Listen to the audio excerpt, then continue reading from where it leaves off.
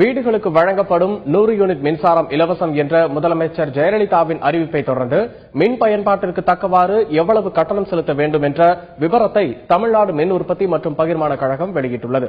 அதன்படி 100 யூனிட் வரை மின்சாரத்தை பயன்படுத்துபவர்களுக்கு மின் கட்டணம் கிடையாது.